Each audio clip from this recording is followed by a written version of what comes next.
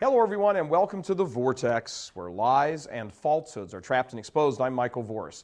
It's time for the United States Conference of Catholic Bishops, known as the USCCB, to be totally rethought, if not actually reworked or simply done away with and begun anew. Why this drastic suggestion? Because it seems as though the inmates are running the asylum when it comes to the goings-on at the USCCB.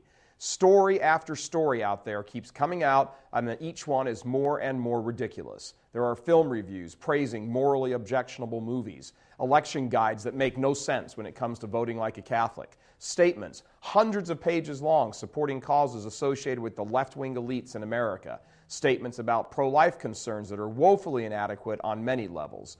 There is the infighting over all things Obama, with most bishops either siding with the greatest child killer in history or remaining mute on his actions, like the shameful scandal at Notre Dame or his abomination of a health care plan. Then there is, of course, the sordid recent past of predatory homosexual priests and the cover-up on the part of so many of these bishops.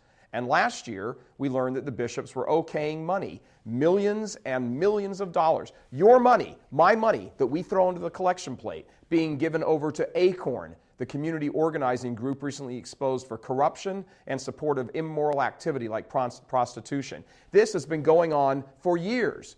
And now the latest bombshell, an independent investigation revealing that the Campaign for Human Development, another one of those liberal social justice organizations that unfaithful Catholics love to support, has been giving away your collection plate money to liberal groups, left-wing groups that support homosexual marriage, abortion, prostitution, you name it.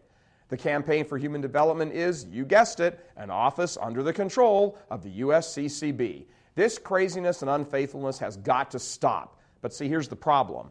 The USCCB was founded back in 1966, remember those crazy days, under a different name. So for the past 45 years, roughly, this has been the bureaucracy that has run church affairs in America.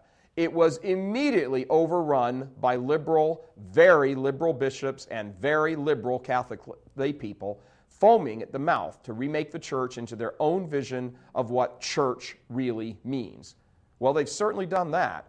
In the past 45 years, they have overseen the virtual dismantling of all things Catholic. The bishops have presided over one of the most noteworthy apostasies in the 2,000-year history of the church. 75% of Catholics don't set foot in a church. Most that do know next to nothing about the faith. The priesthood has been riddled with scandal by homosexual priests on the prowl for teenage boys, and these priests were promoted and protected by these bishops, many of whom, the bishops, have not escaped the tarnish of homosexual predation themselves. In fact, as the USCCB has been looked at more and more closely in recent years, some doing the looking have expressed shock at the prospect that some of the abuse of young boys and men by homosexual clergy was actually at the hands of some of these bishops in their younger years, and in some cases continuing into their roles as bishops.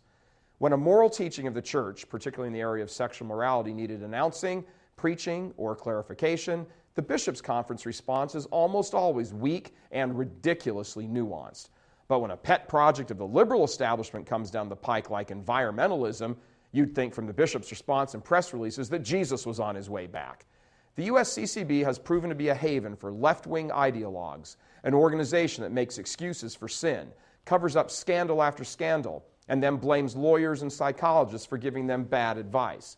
This organization doles out millions and millions of dollars to corrupt liberal organizations that work against church teaching, and it has reshaped the church into America into a pitiful collection of dioceses watching tens of millions leave the church for false religions or no religion at all. History has already pronounced its verdict on the Bishops' Conference. Scrap it and start over with the few faithful bishops who have the guts to say it like it is. Start over, that is, if there's any money left to do so after the bankruptcies, the homosexual abuse payouts, the corruption, and the payola to liberal groups that elected a president intent on crushing faithful Catholics. I'm Michael Voris.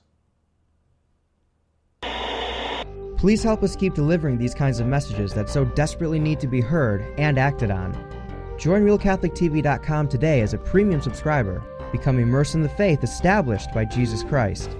The Catholic Church is the only hope against evil because that is its God-given mission. As our Lord said, apart from me, you can do nothing.